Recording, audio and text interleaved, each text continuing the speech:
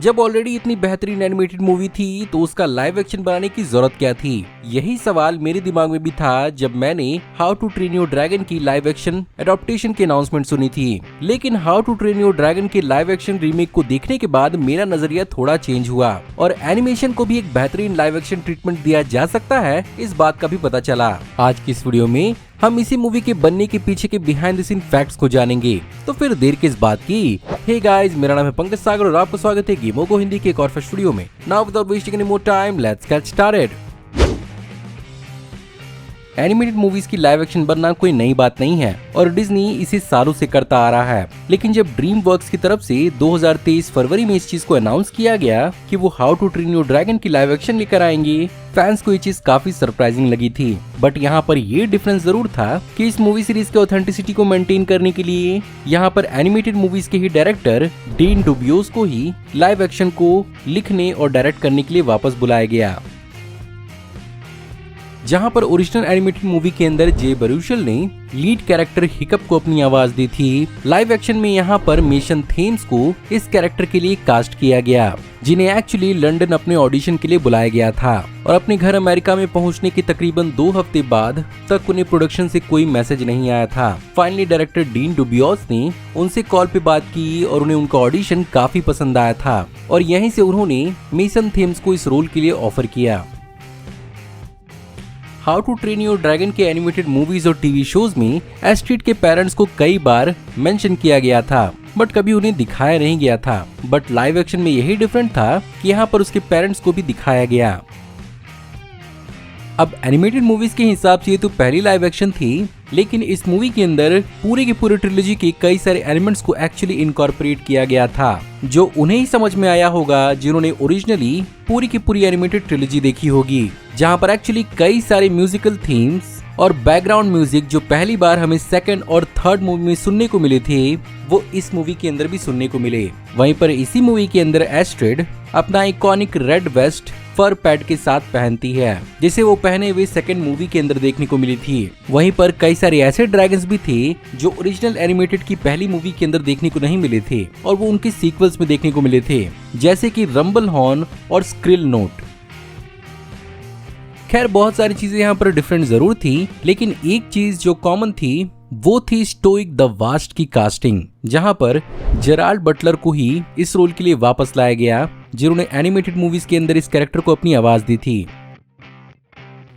खैर, सेट्स पर इन कैरेक्टर्स या यूं कहा जाए इन ड्रैगन्स के साथ इंटरैक्ट करने के लिए एक्चुअली कई सारे लाइफ साइज एनिमेट्रॉनिक हेड्स को बनाया गया था, स्पेशली टूथलेस के लिए, जहां पर इसके रियलिस्टिक इंटरैक्शंस के लिए इसे ऑपरेट करने के लिए 5 ऑपरेटर्स की जरूरत पड़ती थी।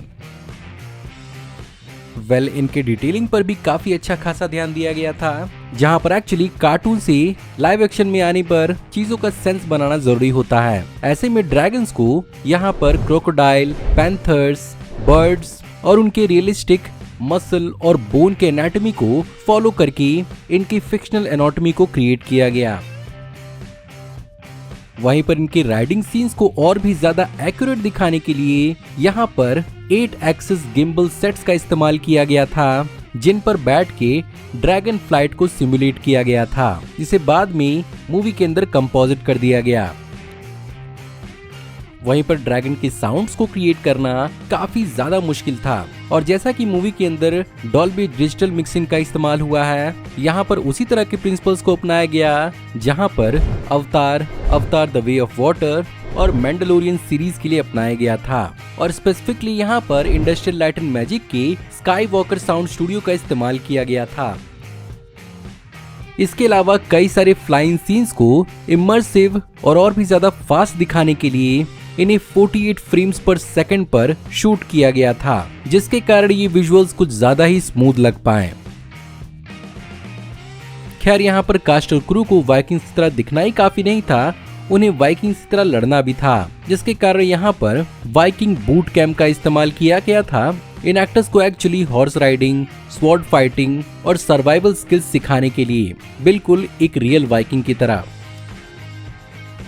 अब यहाँ पर सबसे ज्यादा इम्पोर्टेंट था मेन ड्रैगन टूथलेस के डिजाइन को लाइव एक्शन में लेकर आना, क्योंकि कार्टून्स के हिसाब से टूथलेस की अपीयरेंस और उसके प्रोपोर्शंस काफी परफेक्ट थे, लेकिन फिर भी लाइव एक्शन में उसे ज्यादा चेंज नहीं किया गया। बस इसमें थोड़े मोड़े और हल्के फुल्के रियलिस्टिक फीचर्स को ऐड करके इसके ओरिजिनल डिजाइन को ही मेंटेन रखा गया। और ये बात एक्चुअली डिज्नी यूनिवर्सल से सीख सकता है, जहाँ पर रियलिज्म के चलते वो अपने बेस्ट और आइकॉनिक कैरेक्टर्स को पूरी तरह से बिगाड़ देते हैं लाइव एक्शन में। अब ड्रैगन्स है तो ड्रैगन की फायर ब्रीदिंग भी होगी, जिसके कारण यहाँ पर एक्चुअली इसे काफी अलग तरीके से किया गया था और यहाँ पर सीजीआई का कम इस्तेमाल करके एक्चुअली रियलिस्टिक फायर्स का इस्तेमाल किया गया था और कहीं कहीं पर एक्सप्लोजन्स का भी इस्तेमाल किया गया था बिहाइंड द सीन, जिससे ये मूवी के अंदर काफी जेन्युइन लग पाए। बात करें अगर इस मूवी की फिल्मिंग की, तो इस मूवी की फिल्मिंग को लगभग वहीं पर फिल्माया गया था जहाँ पर रियल लाइफ में वाइकिंग्स एग्जिस्ट करते थे और यहाँ पर बेलफास्ट और नॉर्दर्न आयरलैंड के